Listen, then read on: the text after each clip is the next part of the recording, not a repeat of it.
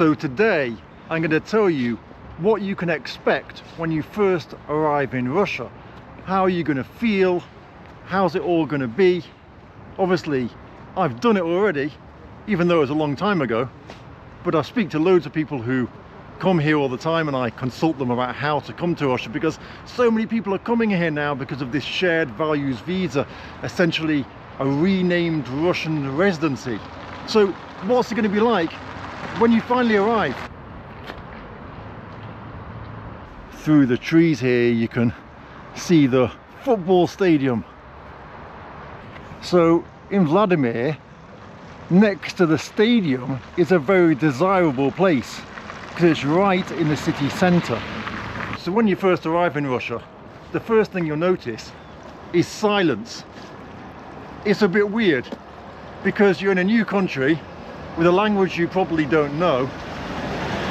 Your friends are all back home, and so it's just kind of quiet, which is really nice after all the stress of finally, you know, doing all your documents and getting everything together, and then finally traveling out here, going through customs, finding a place to live, all that stuff, and then you can sit and think, wow, just silence.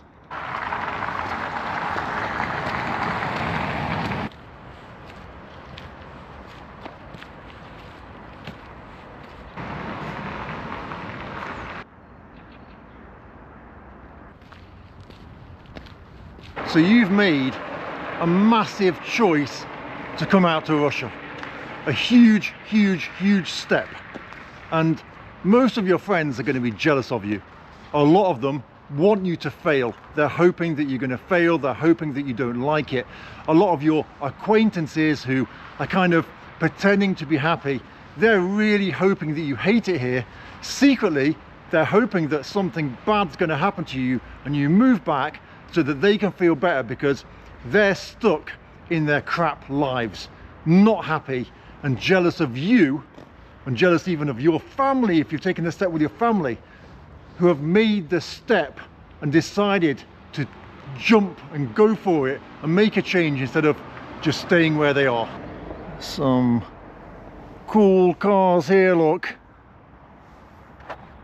So some people might be worried, but at the same time they're probably going to be hoping that you don't like it so you move back. And I'm talking about family members mainly. So if you have a bad day, don't give them that satisfaction. Just try and stay positive, because eventually everything is going to work out. What about this for a house, eh? So to start with, it's going to be very frustrating. You've got a lot of things you need to do.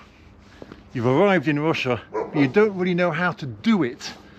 And if you have an immigration lawyer, okay, it's going to be peace of mind for you. But you're still going to have to do the running around. They can tell you where to go, but you're still going to go and do it yourself. And so it's going to be frustrating, it's going to be annoying. And the main frustrating task, I would say, is going to be registration. This is more like what you expect the area next to a stadium to look like, right? Rather than those amazing houses. These people have found an interesting way to border off their fence, and I'm guessing it's to stop people parking here when the football's on, because if they probably live here and they hate it. So let me tell you about registration and why it's the most frustrating thing. In Russia, every person has to be registered at the place that they live. Now, generally, people that live full-time in Russia, so Russian citizens, they're going to be registered at their parents' property until they buy their own property. But you're supposed to be registered in the place where you actually live. The problem is that if you register in the place that you live, the owner of the property will have to register you at immigration. But the problem with registering you at immigration is it makes people aware that they're renting the property, and therefore they'll have to pay tax on the income. And so, of course, the majority of people who rent out property will rent them to Russian people who do not require registration. And so they don't declare that they're renting the house, and they pay no income tax on the fact that they're receiving money for rent. But with a foreigner, the foreigner needs registration. And so it's a really difficult situation because you found a house that you want to live in, you're happy to move in there, you've agreed with everything, but the landlord does not want to register you. He does not want anyone to know that anybody is officially renting their property. And it can be very frustrating. Typically, what the landlord, the property owner, is going to say is, look, let's say it's 10,000 rubles a month. I'm just using it as an example. You're not going to find a property for that price, but let's say it's 10,000 rubles a month to rent the property. The landlord, the property owner, is going to say, okay, I'll register you, but you've got to pay my tax. So let's call it 12,000 rubles a month.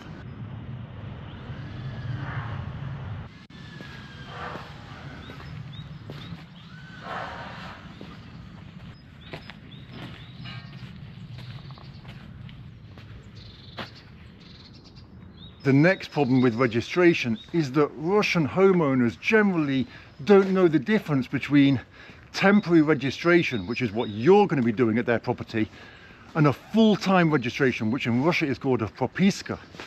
And you see, when you have full-time registration, it gives you rights to the property.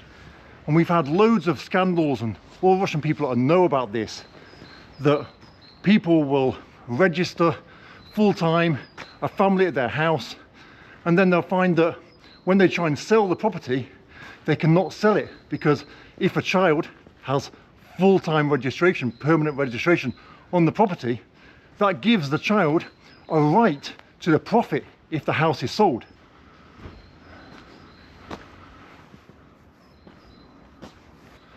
Look at these gas pipelines.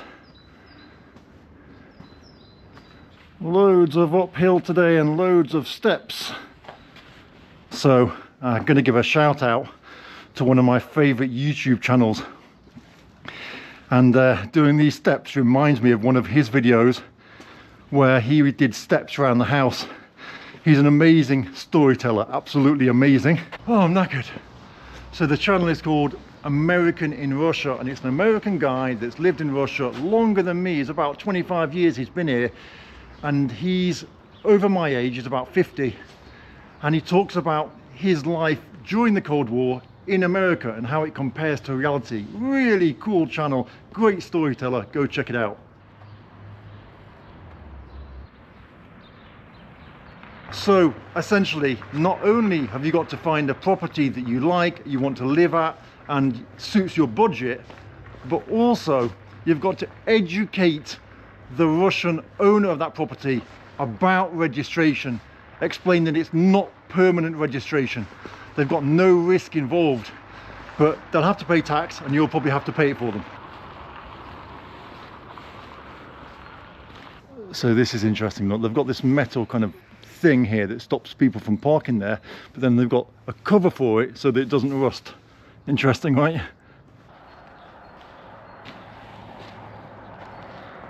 So when it comes to registration, it's always been the owner of the property's responsibility to go and do the registration for you at the multifunctional centre, which is like a centre where you can get all documents done, or at the immigration centre. But of course you need it, not them. And so they're going to spend their time, and they don't want to spend their time, maybe they're busy, and they've got to do the registration for you. So now Russia have put into place a new system that all it requires is the permission of the owner, and then you can go to a place called Gosuslugi. Now Gosuslugi is like an online government portal where you can order documents and pay your taxes and do anything you need, pay fines or whatever. And so that's going to make it a lot more simple, but then of course you still need to set that up, right? The next frustrating thing is going to be getting a SIM card, and they've just brought out a whole process that you need to go through, which is going to be very frustrating. I've got to tell you, it's going to be very, very frustrating. If you don't speak Russian, I'd say find someone to help you do it, a lawyer or something, because it's going to be really, really annoying.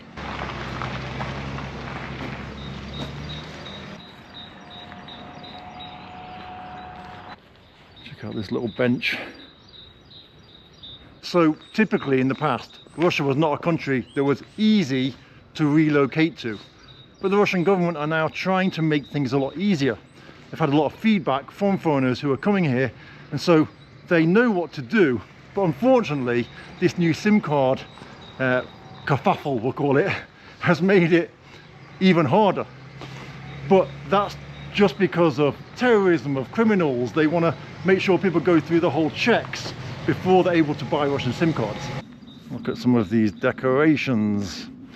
Well, you can see a creative person lives here, but I don't know about how decorative they are. What do you think? So this isn't me trying to sell you a lawyer package or anything like that.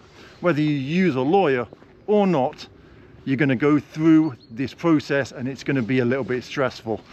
I recommend that you use a lawyer if you don't speak Russian for the SIM card process.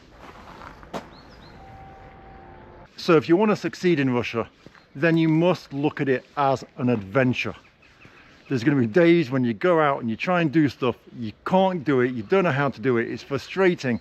Look at it as an adventure, because it's going to get easier. It's just like that initially, and it's going to be like that no matter where you are in the world, whatever country you're going to, because it's going to differ from the way things are done in your country. The mindset of the people is going to differ. So there's going to be days when you come home frustrated and think, I just don't understand, what's the point in this? It's just annoying. Why do I have to do that? It doesn't make sense. It's just how it is. Just get on with it. You'll be fine. Russia is always building, always building. So right, you've made it to Russia, you're relieved. You're in silence because you don't really know anything that's going on.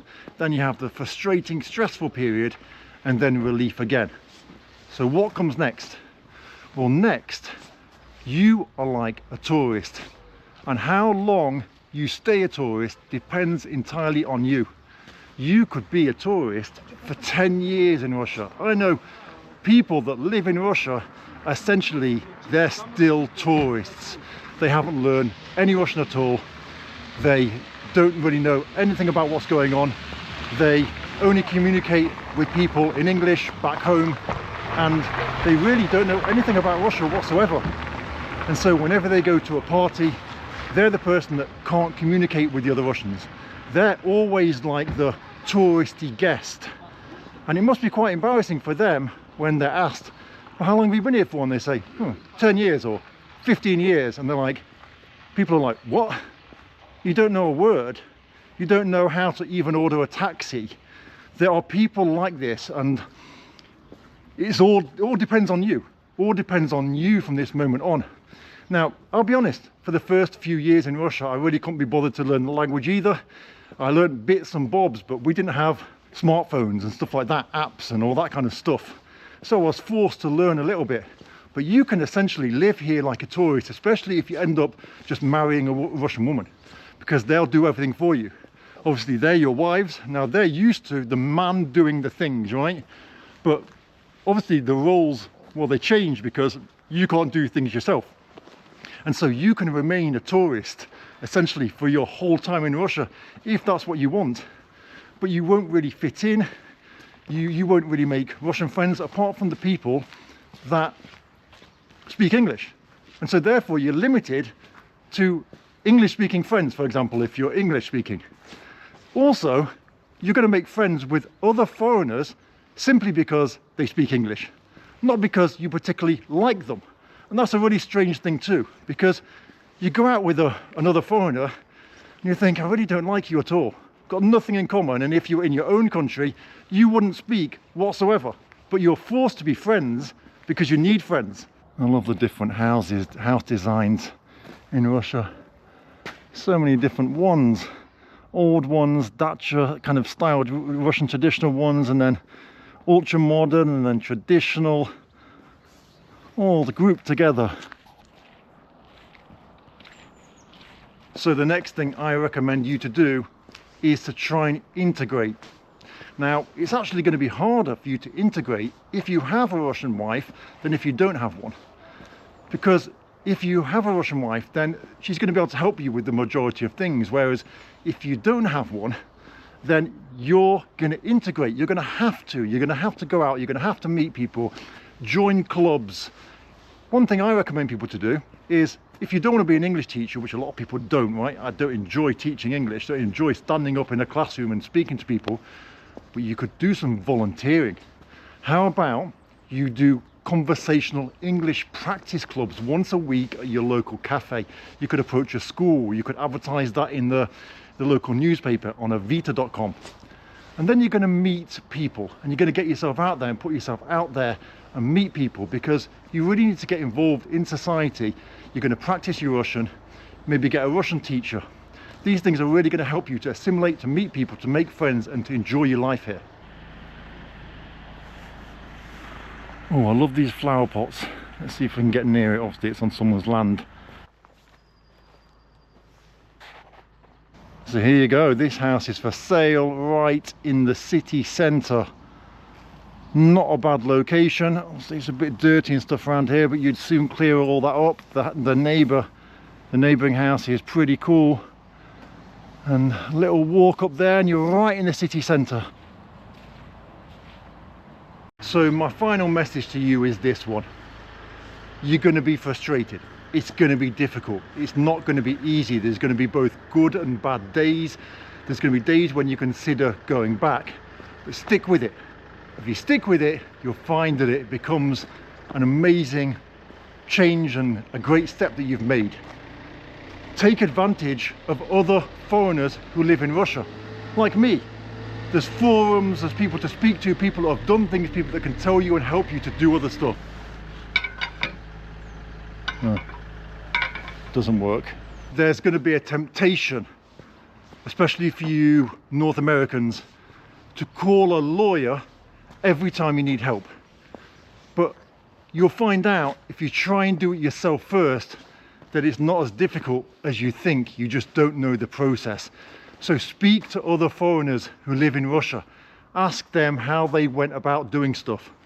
Because look, if you come to Russia using a lawyer, you're going to use that lawyer to, come to Russia, right? They're going to help you with the immigration process, let's say. Then they're going to help you to register an apartment, find an apartment for you. Then perhaps get your bank done, bank account open, right? Get your SIM card for you. And then you're going to think, oh, right, I need to move house. Let's call them again. Now I need to get my kids in school. Let's call them again. Then you're going to think, well, I want to buy a house now. Let's call the lawyers again. Now these things, try and do yourself first. Not only are you going to save money, but also you're going to learn a lot about how things work. Because if you don't learn about how things work, the temptation is always going to be to call the lawyer and ask the lawyer to help you to do it. Now, obviously, if you're happy just to pay money, that is fine. But it's like a win-win situation, because when you learn the process, you're going to be helping yourself. Because if you change schools, you then know what to do, right? How to get your kids into school again. If you purchase another house, you know how to do it. And so go and try those things yourself first. If it doesn't work out, after a couple of days of stress, call the lawyer. You haven't lost anything, but you've learned an awful lot. Now, if you don't know, I take completely free phone calls at samsrussianadventures.com. Book a call. Don't just get my number and write me a message. Book a call first, because I only take calls on Mondays, but they're completely free. So go there, book the call, we'll have a consultation, and I'll try my best to help you and give you information the best I can based on my experience in Russia. I also have a Telegram chat group you can join. Got about 2,000 members, people that are in Russia, moving to Russia. Ask your questions there and we'll try our best to help you. So another thing that you can expect is you can expect the people to appear cold and not interested. This is just a Russian thing. Russian people, when they become friends with you, they're ridiculously warm, hospitable and kind. But to start with, you're a stranger. And so Russian people don't smile at strangers, because if you smile at a stranger in Russia, it's considered like there's something wrong with you. You might be ill or something. Tell you what, I'm knackered walking back up here again. It's been an interesting walk. So the thing is, you're used to smiling. So you're just going to smile at people all the time, and some of the time they're going to smile back. Some of the time they're going to think, what's going on, why are you smiling? As soon as they realize you're foreign, whether that's by hearing you speak your language or whether they just notice it because of how you're behaving, they're going to be completely different. Some people are going to ask you questions. They're going to be intuitive to who you are, why you're here, what you're doing, why you came. They're going to want to learn all about you. One thing that I want to warn you women about: in Russia, men do not shake hands with women. That is not something that is done. Men shake hands, women perhaps each other hug, but a strange man or a man that doesn't know the woman wouldn't hug her either. So don't be offended if you're with your husband, you're walking down the street, you see someone you know, and the man shakes your husband's hands, maybe your child's hands, but not yours. It's a sign of respect. That's how it works.